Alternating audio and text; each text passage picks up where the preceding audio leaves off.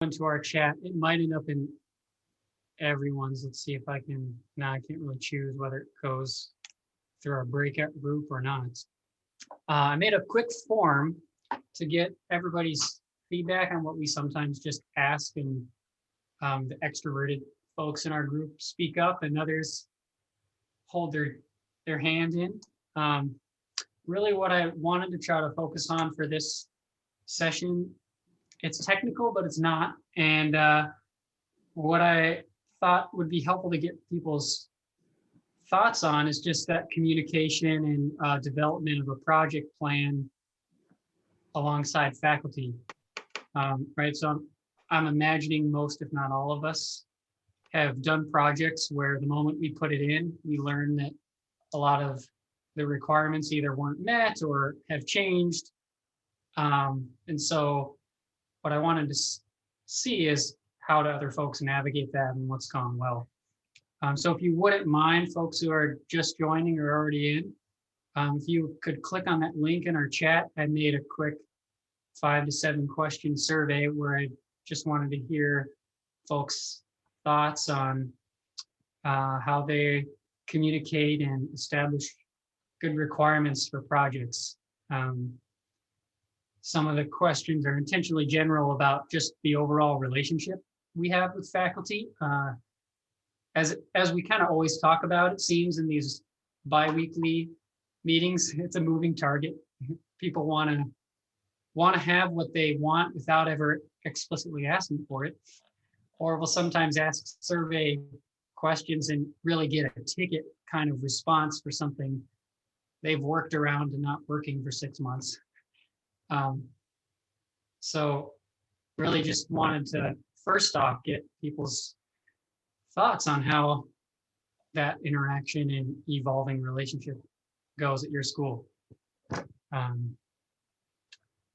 Without giving too much dead time, I also wanted to be equally transparent and kind of give folks our high level model of how we collect feedback from faculty. I've tried to be a little more aggressive about it in the last 6 months or so, just because I was tired of spending 3 times the cost to add a microphone to a room or add a second monitor to the AV cart, those types of things. So I don't have a PowerPoint, but I did make a little outline of our current quote unquote methodology. It's pretty basic. A lot of it I kind of, as maybe the breakout that Tim was going through mentioned, is I try to start with some kind of baseline scope that's got an outward facing plain language bullet point, which is really my best guess on what people will want. Sometimes I have a personal relationship with a faculty member who's the super user for that space. And so I'll throw something in that I think we can afford if we go without other things. But what I kind of go with, once we had a standard model, is I kind of give a framework out to faculty in survey, kind of like the one you guys are filling out, where I just ask them, hey, here's a link to the requirements that we're looking at for this project. This room is up for rotation. We're thinking there's our best guess of what you guys want. So it'll be like, there's a laptop input, there's a dedicated computer. Maybe I know that they're going to want to do interactive whiteboarding, whatever those little things are. And then I'll ask them in that survey, what source are you most excited about? What feature are you not expecting to need? And do you have any concerns? Then from that point, when we meet with department heads and high interest faculty members, like most of us might, then I've got a few artifacts to bring to the table. If everybody says, oh no, we don't need microphones for this room, I hope to be able to say, well, I surveyed everybody who's going to be using that room in the fall, and a couple people mentioned that they wanted that.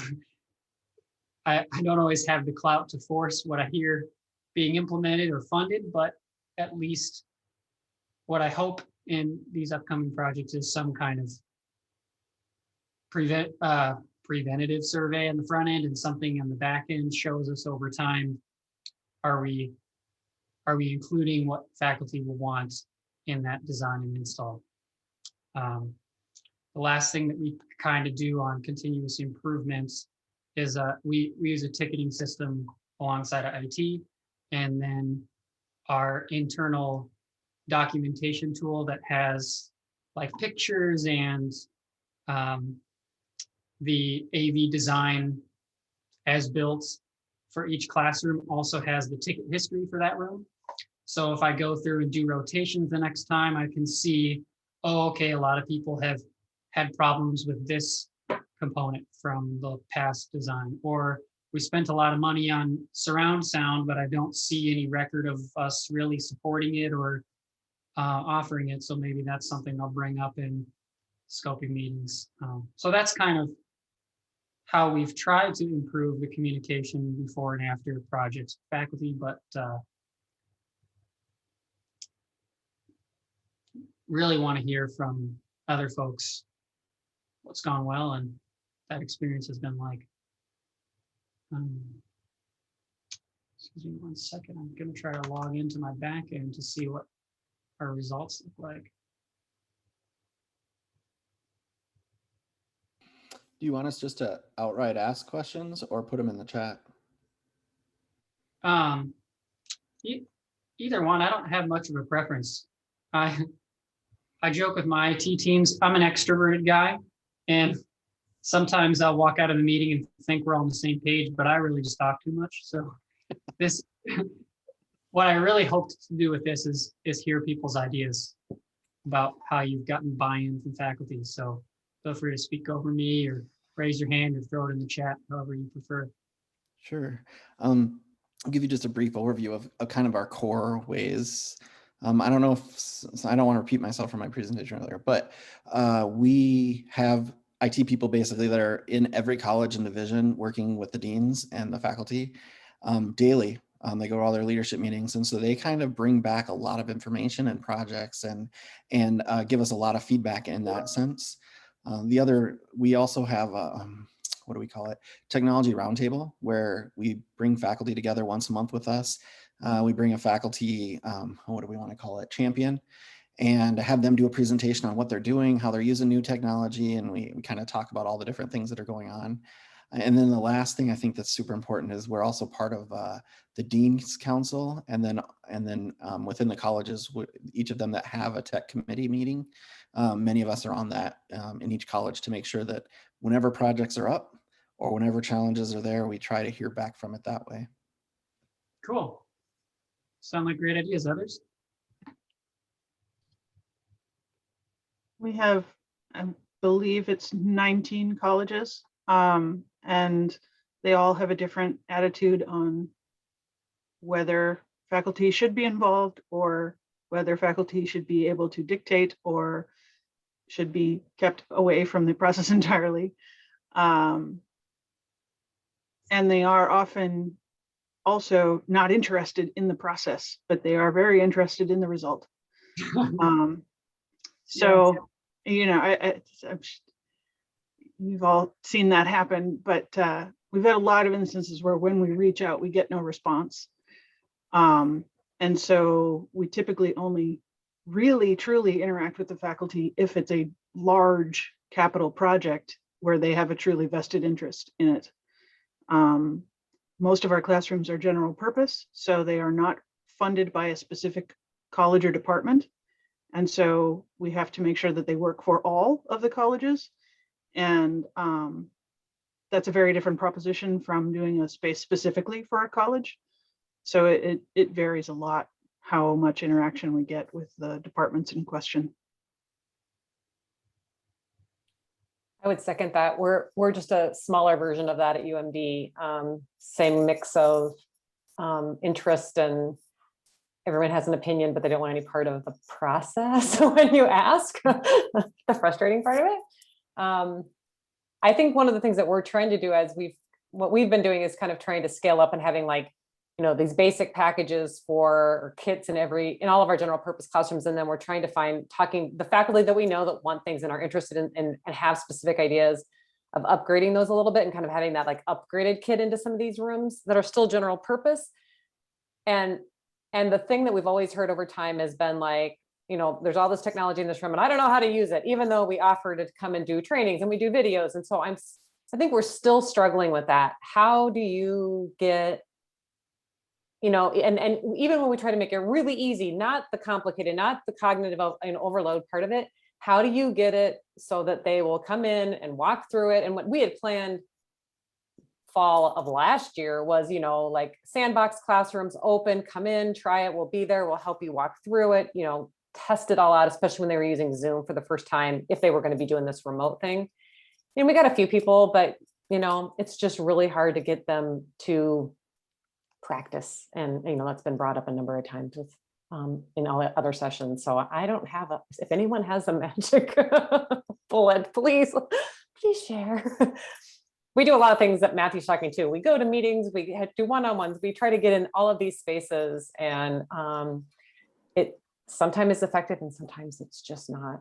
So the most effective way we found to do trainings are at like, you get in their department meetings and you just say, I want a half hour, give me at least a half hour. Because it's nice, because if you do a one-on-one, it seems like you're just, you know, you press this button, it does that. But if you get them in there with their peers and then they all start talking, because they know how they all use the rooms together, you know, and then it gets them going more. And then, oh yeah, okay, yeah. So when we do X, I can do that. And then other faculty members will answer the question for me, because I don't know that they're doing those things either, you know. So department meetings are a great one that we've found to get. And then you're not wasting your time one-on-one. You're getting 10, 15 people maybe at one shot. So that's pretty nice. I think that's Unfortunately, if I went to a department meeting every day for a year, I still wouldn't get them all. right. And who knows? On a smaller scale, we still have the same issues as you guys do. We've been trying to do when they do duty days, you know, we try to get in a half hour to 45 minutes and say, this is welcome to new technologies. These are the rooms that we're doing. Half of them, I don't know if they're not listening, or they'll come out of the meeting going, what did you say? So in everything we do, we have to have documented, and we have it posted in a room. And of course, my name's on every room, so I get every call, and I get to walk through it again. But we try to do it like you said in duty days, because everybody should be there. But lately, it's been Zoom duty days, so it's really hard to Zoom a room on Zoom to say, this is how you use it. Actually, we lost a couple people because they were clicking too fast, and then they had to come back. So that was we kind of laughed on that one, but you know, not out loud. Don't repeat that. Just did. Sorry, I'm gonna mute. I just think it's a mix. As much as you can get in there, I really like what Tim said, because you're creating a shared vocabulary between the faculty members who are all there. They're going to understand each other when they're talking about the different challenges, and then they help each other. And I think that's probably one of the biggest things that you can do is if you can. We find this with all of our professional development, whether we're doing Quality Matters or whatever. If you can bring departments in, it really takes hold a lot better than if you're doing large groups with a whole bunch of different people in them. They just don't have those relationships built, and they won't go to each other for help. So I think that's a great way of doing it, Tim. Wasn't Yeah, Jim saying earlier with the keynote, he was like, if you tell them how to do it, they won't listen. But if another faculty member tells them, they will. So it's almost kind of like that. When you get them all into a group, they'll listen to them more than they will me. And they'll say it in a way that each other can understand. Yeah, that's a great point. We had during the era before COVID, when it was trendy to do interactive displays, we had one academic area that wanted to upgrade all the smart boards to something, and we went with Clever Touch. And that's what we found, and that was kind of our vendor's suggestion too, is get the faculty members in there at the same time who are interested in it. And that was what I found, is I really was just facilitator. I turned it on for them and was just kind of like, hey, okay, so you can click around and do all kinds of stuff. And they're, well, what do you mean? And they kind of like towed the water. Decide, yeah, if you guys want to stand up and come to the display and see how it works, that started to happen. So that's a really good point. Finding ways to get the team to think together about, okay, this tool is here. How do we as a department want to use it? And they weren't ways that I would have thought of. When we have had a couple of instances where we got a specific department that was really interested in a change, and we were able to do pilots with them. And then that department sort of, converted other departments. Basically, it started in one place and managed to spread it out. Because yeah, they definitely do listen to each other more than they listen to us. Yeah. And having that interaction is much more effective. And they also get the keeping up with the Joneses scenario where, well, biology is doing it, we better do it too. And so you get peer pressure as well, which might as well use it for something good, right? Yeah, we find out that works the best around here is if you start one, why did they get it? It's like I'm playing favorites. It's like, no, they took off with this with us, and I'd be more than glad to, put that up or bring that to the provost to make sure that those changes happen. So totally agree with you. Didn't Jim just tell us this morning that food and door prizes were the best way to get faculty to show up for anything? Bribery. But I've never seen that work. No, they want money. They want Cash. money, or like excuses to not teach their class, or The money one is a big challenge though, because what we realize is that it's not consistent. One person might get paid 7 duty days to do something that another person would get 1 or none. And so there is an equity issue, and we have to deal with that challenge because each college or department chooses, how much they want to do for that.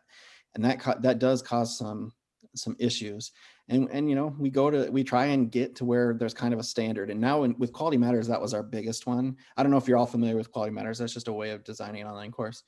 In a very tiny nutshell, we just suggested the best reimbursement is 3 days for this kind of thing, and if they go through full certification, 7 days. And so we just made a suggestion of what it would be, and almost all the colleges and departments accepted that as how they were going to do things, and it got our participation back up. But when it's not a consistent thing, it's really difficult to get people engaged. Now, whether or not we should pay, that's a whole different story. But the only money I ever spend, I do pay faculty to do open ed resources. So if there is a direct financial benefit to our students, I will pay some duty days to get people to incorporate open ed tech or open ed resources of any kind into their classroom. And that's been really wonderful, actually. So, I mean, it's been a real challenge for us getting people trained, especially over the past year. They're showing up in classrooms for spring semester after not having been, on campus and completely, expecting us to really run the ship for them. I mean, I had one faculty member who said, trying to do Zoom, trying to operate a camera, trying to do some of these things is like trying to drive a bus and teach my class. So I definitely understand that there's a real challenge for them, but colleges are really stratified places too.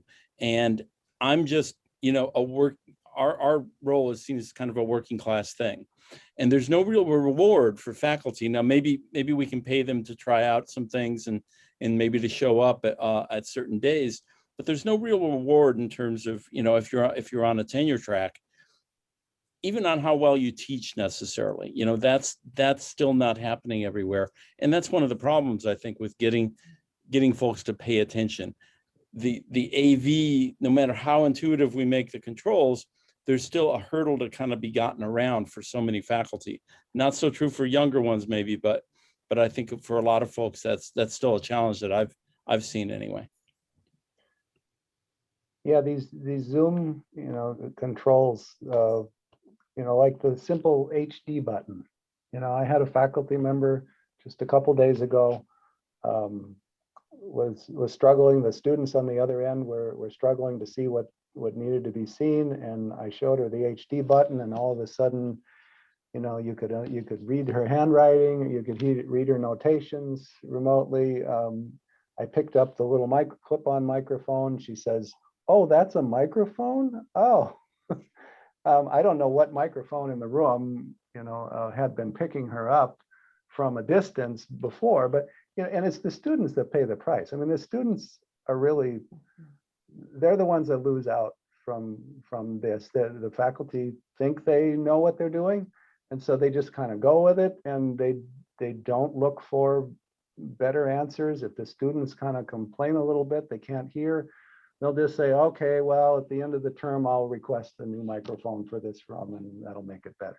But they don't tell us about it. They don't. So it's been yeah, but this same lady, once I explained, she was really excited to learn all these new things. And then I told her before I left, I said, I'll take this back to your next department meeting and tell everybody. So yes, you're right, because she was all of a sudden a champion for me, and I knew she could show her other department members some of these things, and they would listen. So yes, I agree. That's a good way to go about it.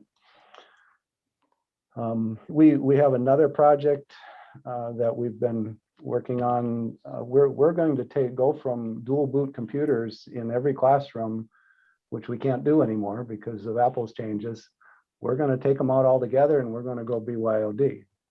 That's a pretty big change, and it affects everybody in a big way, not only the faculty, but our whole support system. I mean, and how are we going to get faculty? We've had open forums on Zoom 3 times. I think we had a total of 5 faculty out of 400 show up, showing an interest in what we're doing. And I don't know how we're going to get people trained. I just have no idea, but they're going to have to know a whole lot more about their new laptops than they needed to know before when this happens. One thing that, sorry. Go ahead. Yeah.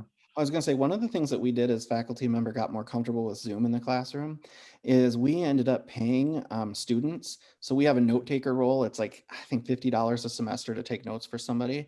We did the same pay for a student aide to help the faculty and when they were teaching, because there is this disconnect. You're trying to get, I mean, in the defense of teachers, it's a lot to balance, right? And I think it was a really successful program, making sure that the students, they would get paid a little bit of money, but they were comfortable making sure that their laptop would project or whatever they needed to do would work in the room. That might be something you want to consider. And if you're able to cut the computers out, you'll have a little bit of budget short term to maybe help make that transition with some students in the classroom. Matthew, did you say there was some kind of stipend for a student who was already in the class, or? Yep, that's what we did. Yeah, we identified students in a classroom, and we paid them to be just a little bit more tech support. I mean, they weren't like our normal student employees, but they were there and they could do 90% or more. And the other thing was we had to have somebody that would turn the system on occasionally because the faculty member wasn't guaranteed to be on that end. And so it was really helpful. And I'm sure we're not going to do this next year, but I think in this year, getting them through kind of the phase of using Zoom and getting comfortable, I think it was really helpful. That's very clever. Yeah. We've promoted that heavily. If anyone's planning on know they're going to have both in face-to-face and remote students, that they have to have some kind of a TA or someone in the classroom helping with that technology, because they're all used to this. Mm-hmm. And we're all online. It's pretty easy. I mean, it's much easier to do that. It's a completely different thing when you've got some students and you're trying to classroom manage those folks online, and you're trying to manage a classroom face-to-face. And so knowing that if you have 1 or 2, maybe you'd be able to get that. And I like your idea about maybe having some students that could be paid. But yeah, it's been something we've really pushed, and there's pushback on that too, but it's I just don't think they know what they're gonna, what they're gonna get into, because we've had very few people back on campus. I did summer consults like July through August, just with instructors, as you know, they had all these wide, vast visions of how they were going to do their hybrid class. And I'd meet them in the room and help them figure out how to execute it. And there were more than a few times where I had to just say, you're not going to be able to do this and teach. And so I was able to dial some back. There are some who were more willing to keep trying it. And, you know, they lasted a few weeks and dialed back. And I had one instructor she kept at it. She kept doing it. She's been doing it all year. I've had to go in and help her out more. I mean, we've become like best friends this year. And just yesterday, leaving her class, she told me, she's like, I am so exhausted. Back in August, you were right. I can't believe I didn't let you talk me out of it. But she kept with it, and yeah, you're right. It's just taking too much on trying to manage the Zoom and, you know, everything in the room. And then, oh yeah, on top of it, you need to teach your class. It's too much. It's an interesting dilemma because people have been teaching like this for many, many years. I mean, ITV classrooms and there are video conferencing things, but for the faculty, it's a mental load. And this is probably the biggest feedback that I've gotten from most of our faculty is making that change. It's not that they can't do it, but it's like, we're asking them to make changes very quickly in ways that normally it might've been one class at a time where they would start teaching it in this sense. And then in some cases we added D2L, Brightspace, into the picture, and they'd never even used that before. We have 3 times our D2L usage that we had 2 years ago. It's ridiculous in good ways, though, I think. We do frequently get a project where there will be faculty involvement, but it's one member of the faculty or it's the chair of that department's faculty. And so they have an opinion about how they would do it, and they can project that out onto the rest of the faculty. And so we have one person who is perhaps more tech savvy and doesn't have as much trouble with it, speaking on behalf of 50 people who may or may not have that ability. And, you know, we have 3,000, 4,000 faculty. So the variety is so wide that we almost just sort of have to wait for them to come talk to us and be like, yeah, I need help, because there's so many different directions we could get pulled.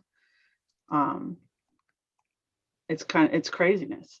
You know, we want to involve them, but it's such a large problem to get around. And we have, you know, there's 12 of us and 4,000 of them. So it gets a little bit difficult. We've experienced the opposite effect of that, where some of our more tenured faculty are more technologically, not as advanced, and are requiring that all of our systems be as simplistic as possible. And then our newer faculty coming in expecting more from the audiovisual design and not being able to get it because they've been overruled by senior faculty. So yeah, we're dealing with, yeah. I mean, I've tried to make most of my classrooms as user-friendly as possible and easy to understand and intuitive, but sometimes the voices that are coming, in this case from a trustee who happened to teach one class at the Harvard Business School remote classroom, and now wants to know why Trinity College doesn't have a room exactly like that, and is willing to put money behind it. But unfortunately, nobody else who teaches in the particular room that's been identified is going to want to deal with that.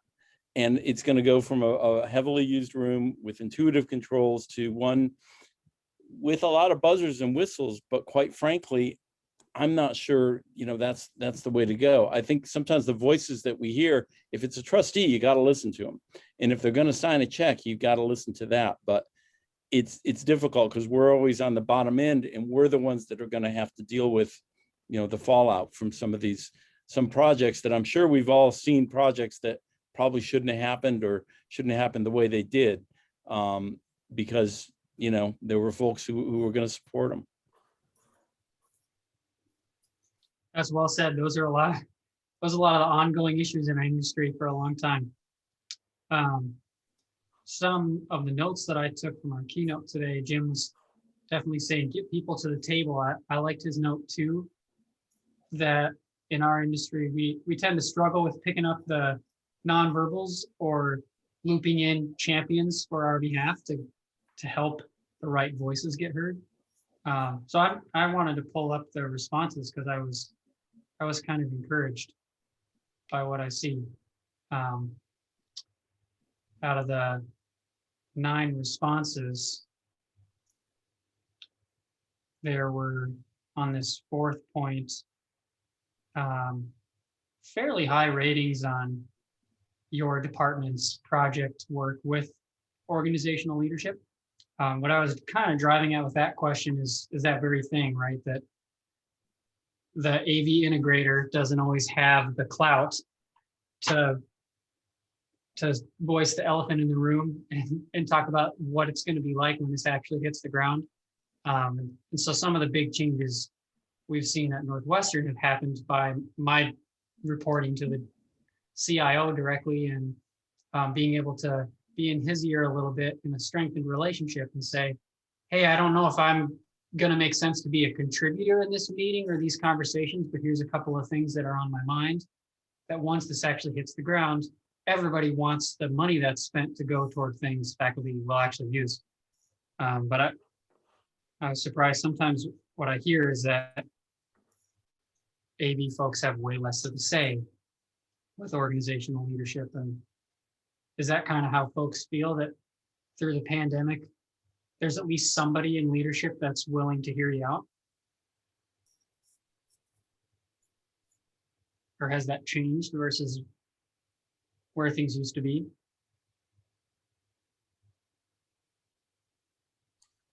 Absolutely, I think they have. I can't remember, throughout the day, there's been a theme how, AV might not be part of the IT world. And if they are, we're kind of the black sheep of IT. So yeah, I think when, the world changed a year ago, and then it got to be May and June, and we knew this was going to continue on. It wasn't just going to magically end. There was a lot of, all right, what's going to happen in September? We all can't stay home in September. We can't charge full tuitions and be an online university. So there were all new kinds of discussions, all new people at the table, just trying to figure out, how our class is going to happen in September. So I think through that, we have gotten, I think myself personally and our classroom team, we've gotten much more buy-in from our organization. I mean, we had buy-in before, but I think even more so as we went, that they realize this is a big part of the equation. But even more so on the academic side of the administration building, from the provost side, I kind of got involved with that side of the house, and that became really an open discussion all summer long. And I'm so happy because it's kind of continued all through the school year. So I feel like that's kind of created a whole new world for us of being at the table and involved in these things. And I feel like it will continue to go on because, I mean, it's been successful. We've been able to do things, and just because the pandemic is ending, hopefully, we don't want to go back to those old habits. We want to keep the momentum going. Yeah, I've definitely noticed that shift too.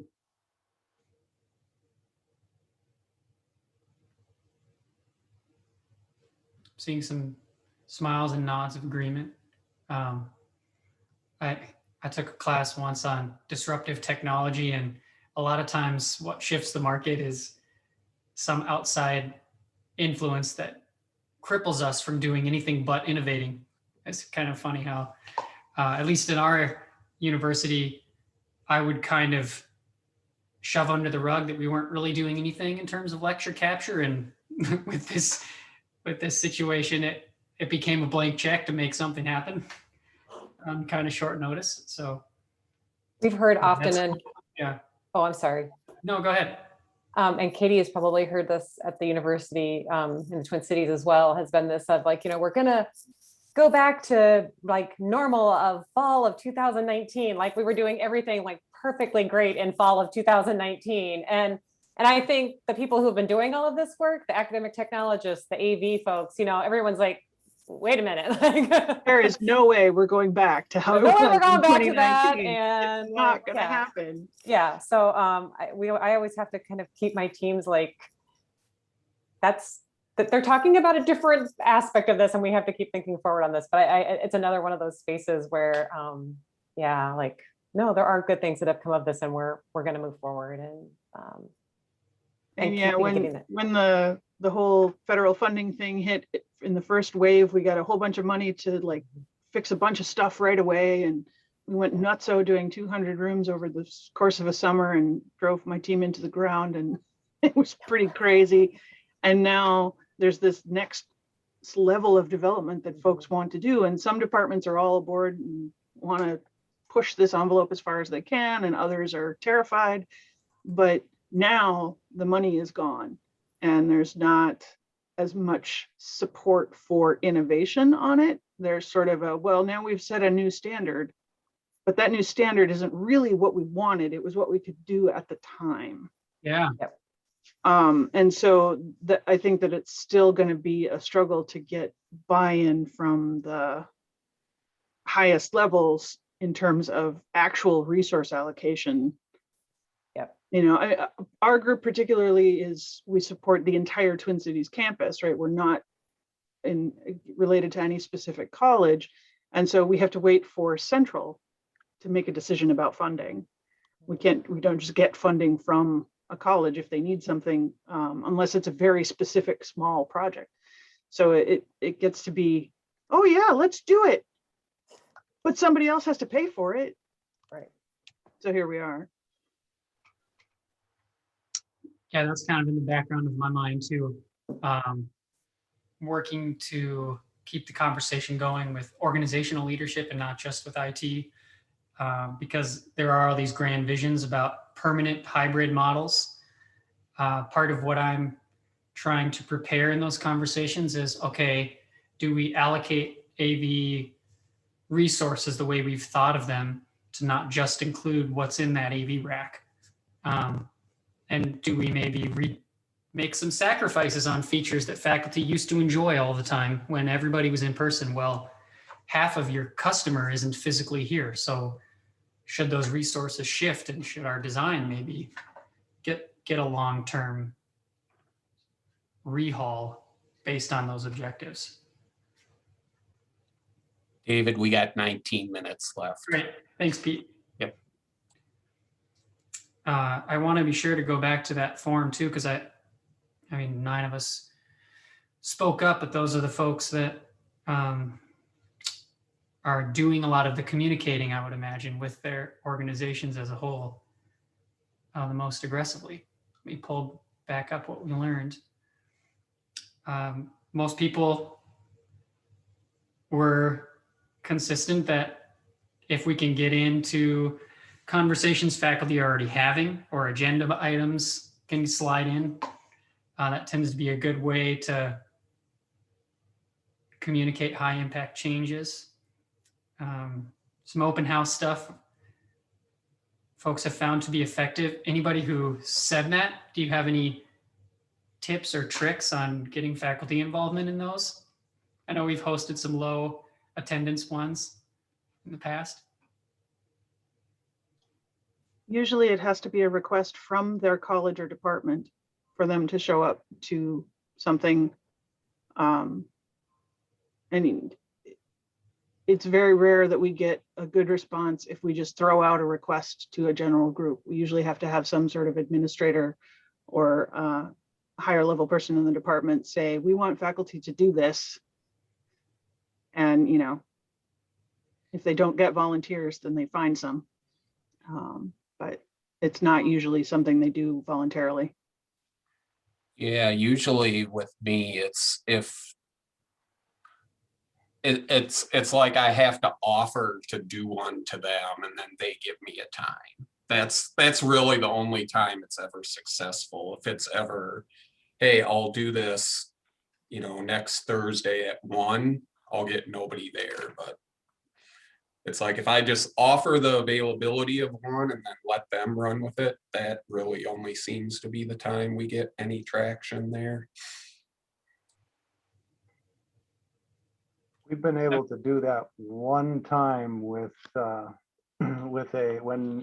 our security officer wanted everybody to have training on how to not get fall for the phishing attempts and so forth.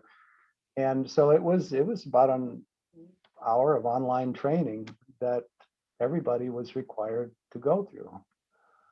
I don't know how that got approved. I have no idea, but I suggested, well, I mean, gosh, if we could do that, if IT could do that, to train faculty once in a while, to just somehow require them to watch a series of videos or something like that. I haven't seen it happen, but we did it once. We don't have the power to turn off their account. That's the problem. Deny them service at the coffee shop. Has Do people anyone- think that it's going to be better when faculty come back with? I mean, we've taken some of these people with their technology skills at 0, and they're teaching online now.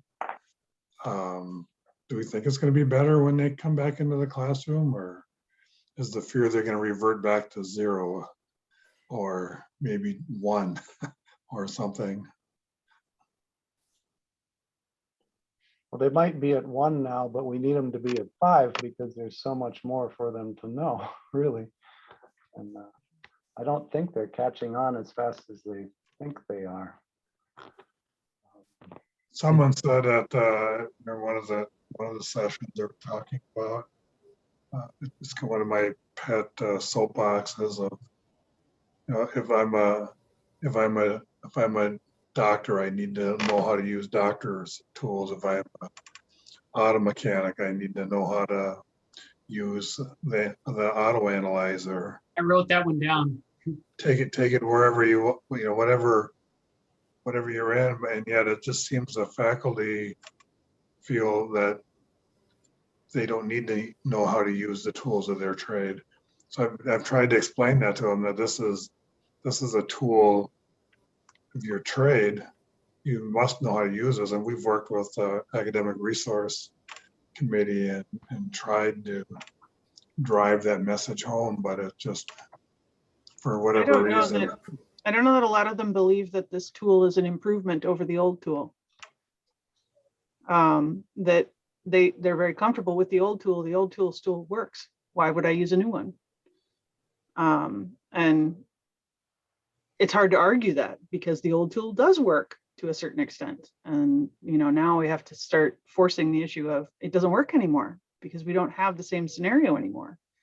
If you got people who aren't in the room, your chalkboard is not going to show them what you want them to know.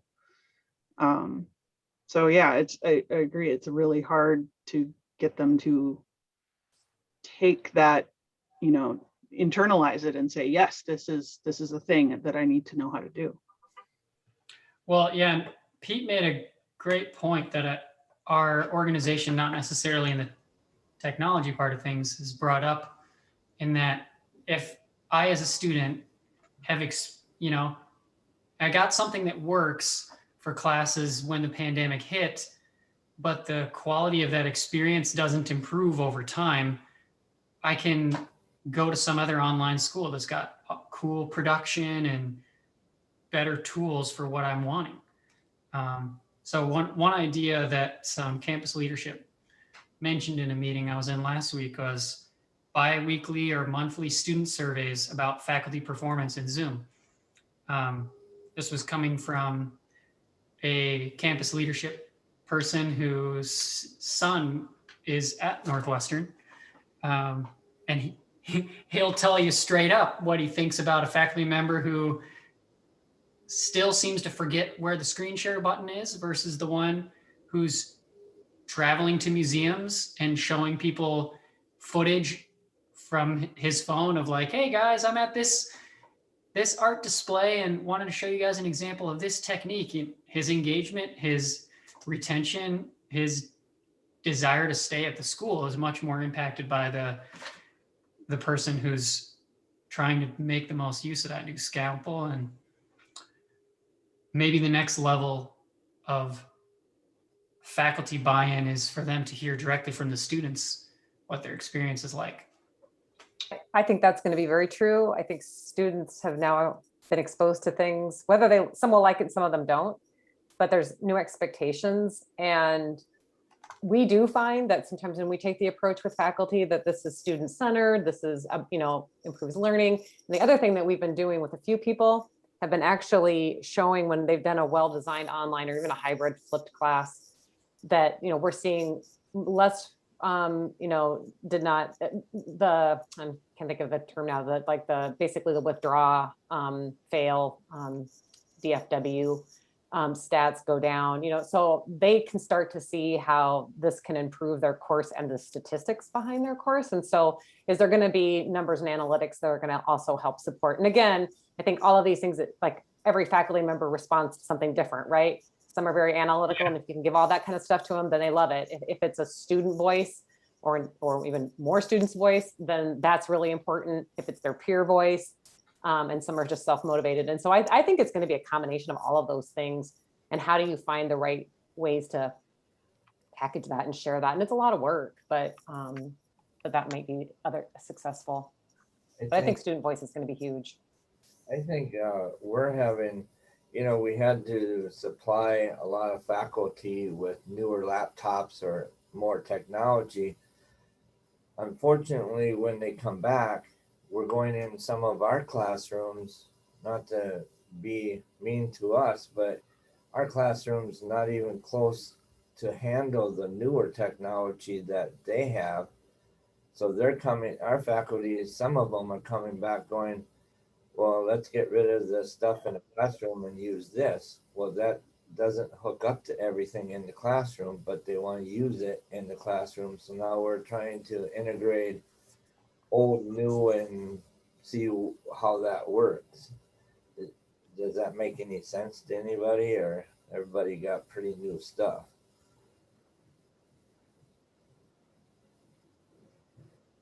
You make it really hard for them to bring in their own stuff.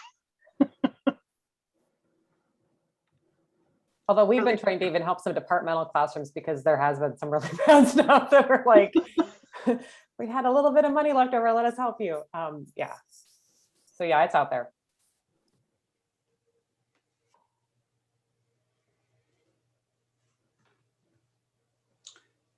Maybe it'd be helpful to pop back to that forum too. I definitely don't want to put anyone on the spot who doesn't want to share more, but in those fill-in questions, I wondered if I could throw those up and see if anybody has more they'd like to add or have any questions about some of these responses. I don't see anything incriminating that gives away who any of these people are. But what's worked well about communicating with faculty? Are you guys able to see that, or do I need to zoom in? Is that better? Yeah, it's good. Anything stand out to the group, or anyone have questions about what they're seeing?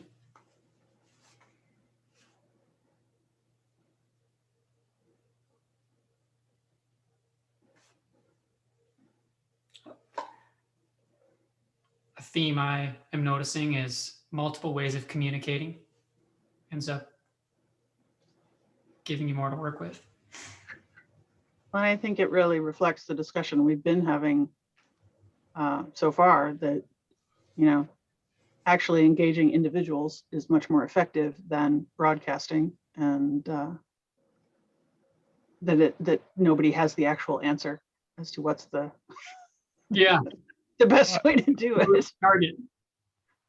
I think the secret sauce behind number one is maybe some peer influence that's hard to measure. So when you Yeah. talk with multiple people at one point, you probably get at least one adopter. And when they speak up and say, well, you just do this, that's much more powerful than me giving like the perfect aid or the perfect PowerPoint or the beautiful like 10-minute like concise consultation just in time before they need it, and the follow-up email. I can do like an hour and a half work. And if the peer next to them who they're jealous of and they're kind of like benchmarking with says, well, you just do this, then they're listening and they're like, oh, okay, I got it. So That's a great point. Or if I don't got it, I better keep up with them. that's right. Greed and jealousy, right? I mean, if you're going to get right to the rubber meets the road, those are the motivating factors that a lot of our warriors in the academic space work. I mean, Yeah, no, I was telling them about our use of peer pressure earlier. okay, good. Sorry, I came in late. I was actually just hanging out with instructors. And what my big takeaway from them was, is they were reflecting on how did it go during the pandemic. And they were like, well, I have to trust my students. And I was like, why is that a reluctant thing? And I get it. Like when you go through this galvanizing thing together and you all had to go online and you all had to do these weird things, they were like, yeah, I mean, they just went through a lot of crap and I asked them to do a lot of things that are different. And then they asked a lot of me.